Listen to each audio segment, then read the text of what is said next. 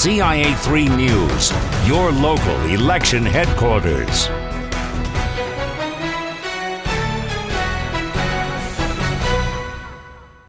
Good evening, I'm Jen Lask. Polls closed about 40 minutes ago, so we are starting to see some results coming in. I just spoke with Jennifer Jensen, who says that the lines in Macon County, where she has been keeping an eye on polls, things have really thinned out there. There's really no one that's been waiting. Again, if you are in a spot, though, where there is a line still, stay in your line if you have not gotten a chance to vote yet. But we have been checking in with people throughout our viewing area. Cole Hankey is live in Sangamon County. So, Cole, can you tell us a little bit about how things have been going there tonight? Yeah, Jen, the lines here also in Sangamon County have thinned out. I was speaking with Sangamon County Clerk Don Gray just a little bit ago, right before polls closed. And even the county clerk's office, there were just a few people coming in, a few people finishing up right before the polls closed, just casting their ballot, but no lines, nobody waiting after that 7 p.m. point unless they showed up right at 7 p.m.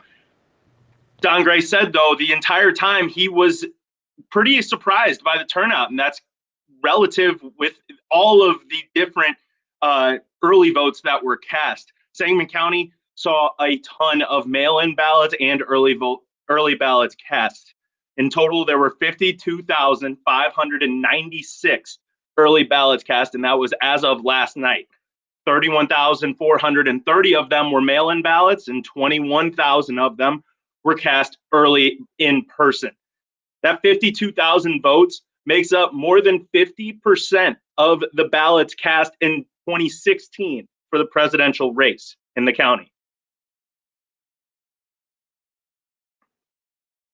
That way, you know, there was a feeling of that, and I was surprised by the early rush of balloting that was happening. So we'll see how it finishes out. It feels extraordinary. I don't know if it'll finish that way, but everything in 2020 has been extraordinary. I don't see this being any exception.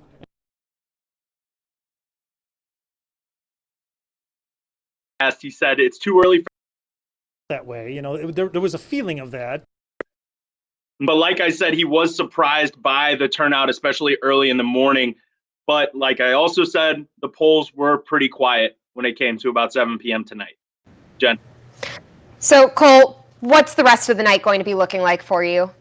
The rest of the night for me is, we're about to hop on a call with Senator Dick Durbin, who's, he's waiting on the results of his race.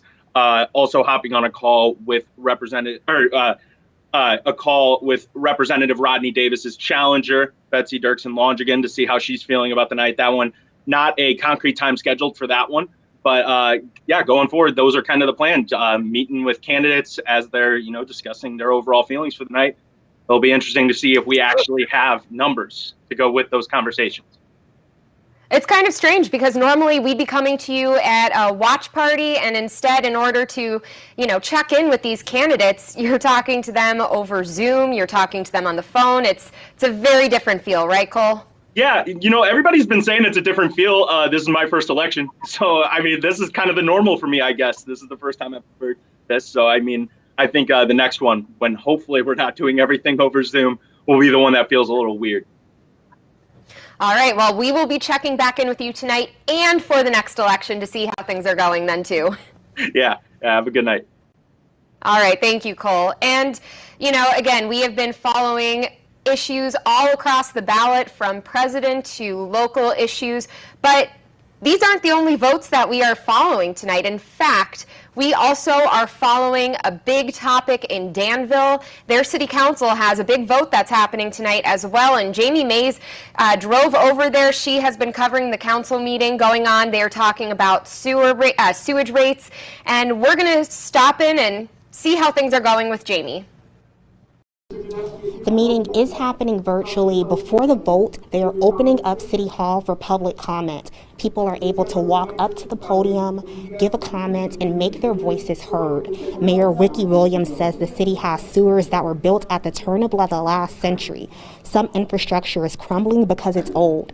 That's the reason he says changes need to be made to the city's sewer systems. Repairs will be paid for through Danville's sewer bills. Under this new proposal, it would even out the rates so that everyone is paying the same amount per 1,000 gallons regardless of how much water they use and regardless of whether they're residential, commercial, or industrial. If approved, the city would start collecting money in April of next year. For residential properties, sewer bills would go up $1 every year after that for the next 4 years. In Danville, Jamie Mays, WCIA 3, your local news leader.